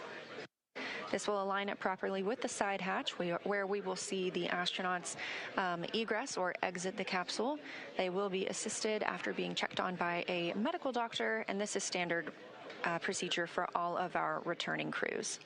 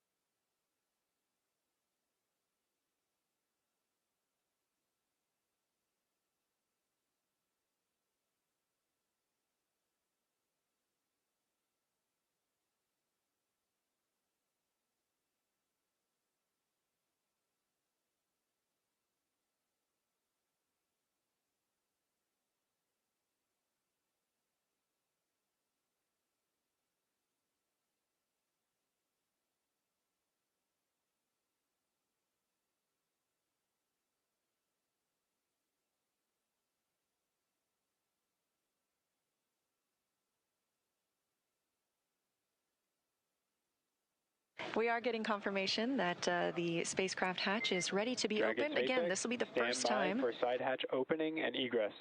It's been an honor flying with you. Standing by for side hatch, and the honor is ours. Thank you so much.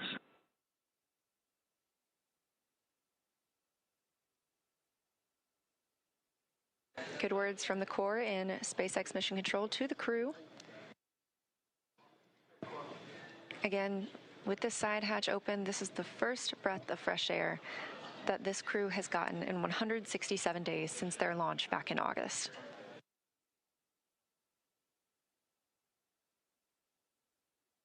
That hatch opening coming at 3:19 a.m.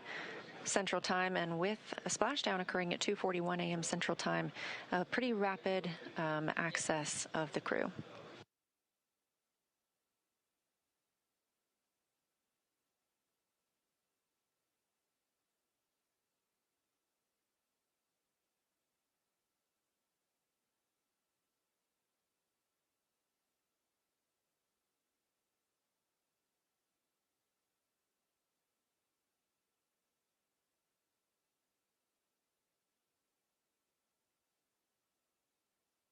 As previously discussed, the first team member to check on the crew is a SpaceX medical doctor, just giving them a once-over, making sure everyone's feeling all right and ready to exit the spacecraft. This is something we do with all crew members who return.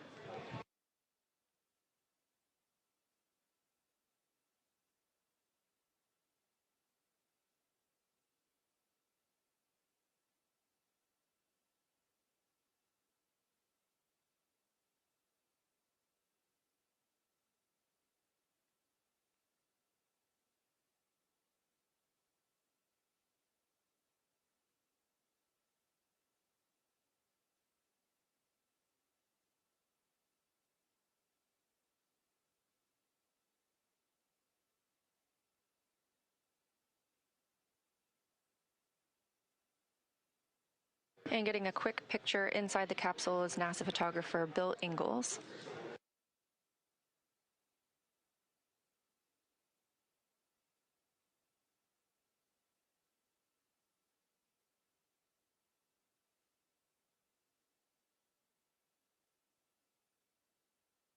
Hey, there's your live view inside Dragon Crew-11 back on Earth after 167 days in space.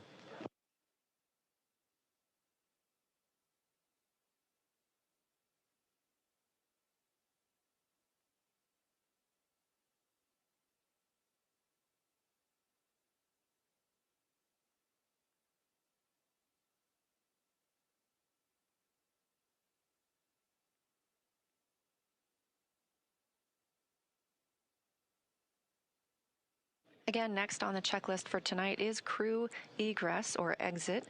Team members will be assisting them as they are helped out of the spacecraft. Again, it's been 167 days since they were back on Earth, so our standard procedure will be followed here as well, where they are assisted out of the spacecraft and placed on essentially a gurney, and then they will receive some medical checks aboard the ship before flying back to land.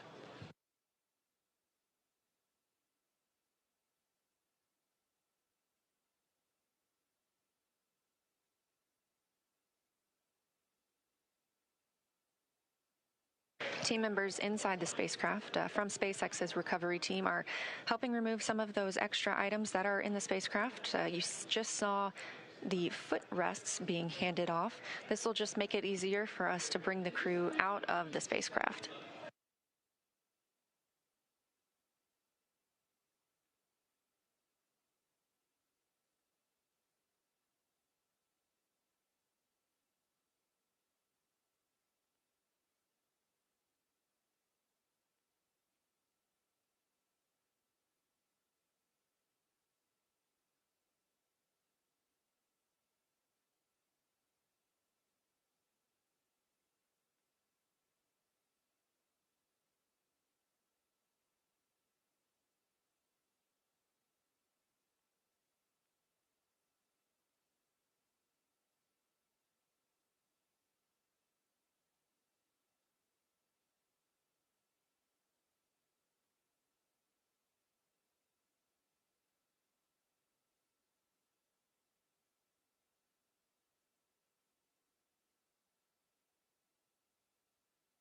just over 40 minutes since our crew splashed down off the coast of San Diego. Again, that coming at 2:41 a.m. Central Time. We are expecting to see them exiting the spacecraft very soon.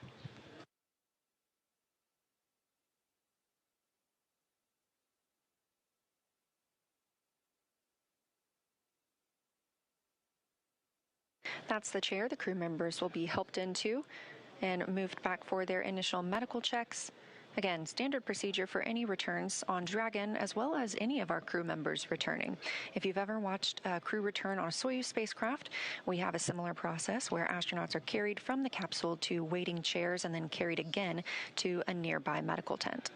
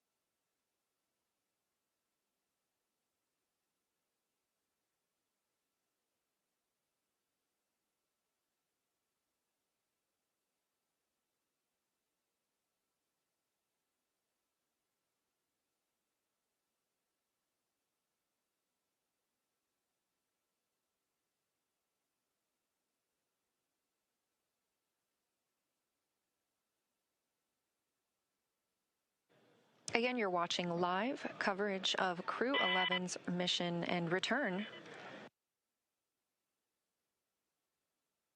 from the International Space Station, having undocked at 4:20 p.m. Central Time on January 14th, just yesterday, and splashing down at 2:41 a.m. Central Time today, January 15th. We are now just awaiting the crew to be helped out of the spacecraft.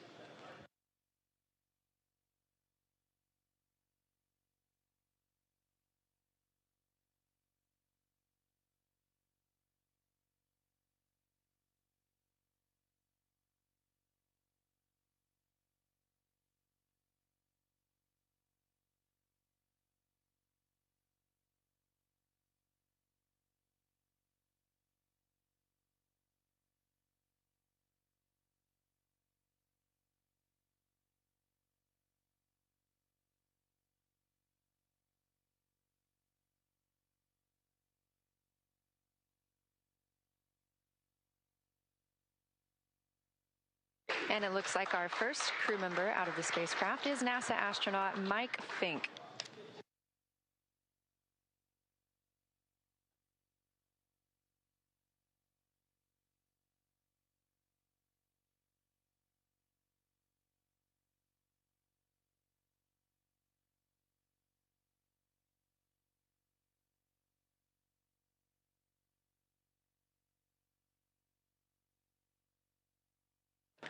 Yes, that's the pilot of the Crew-11 mission aboard Dragon. Fincke now being taken to those standard medical checks.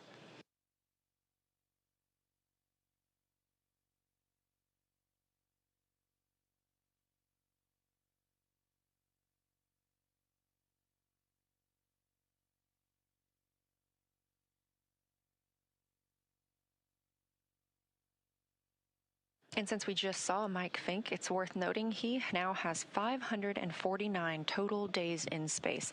That's the fourth all-time most days for NASA astronauts.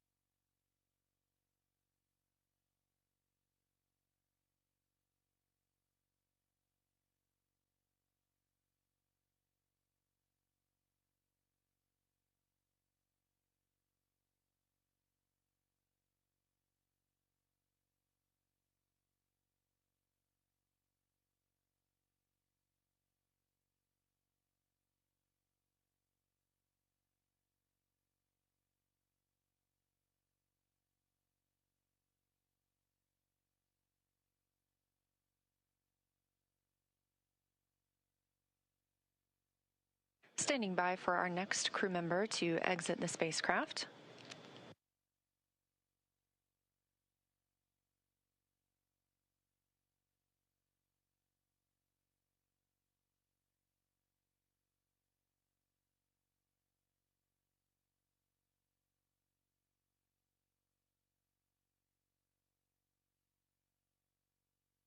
That's NASA astronaut Zena Cardman, wrapping up her first mission to space, commander of the Crew-11 spacecraft.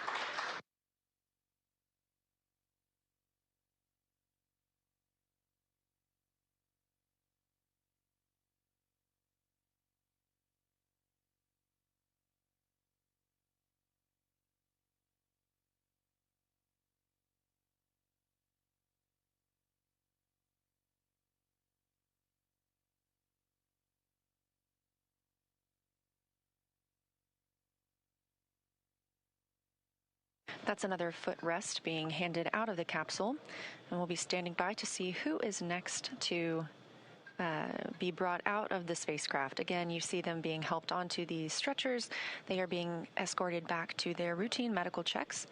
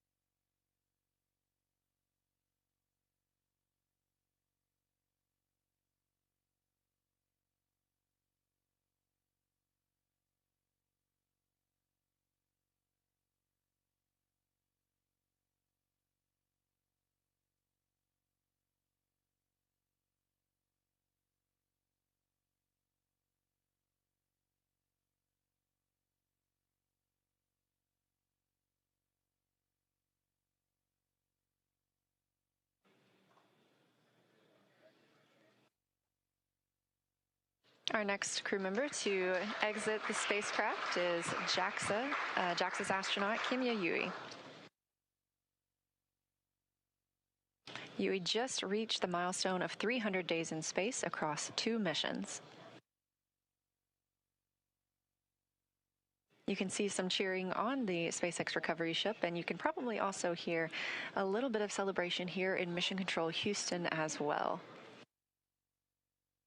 That's another foot restraint, or a foot rest, I should say, being brought out of the spacecraft, clearing the way for our final crew member to exit, and that will be Roscosmos cosmonaut Oleg Platonov.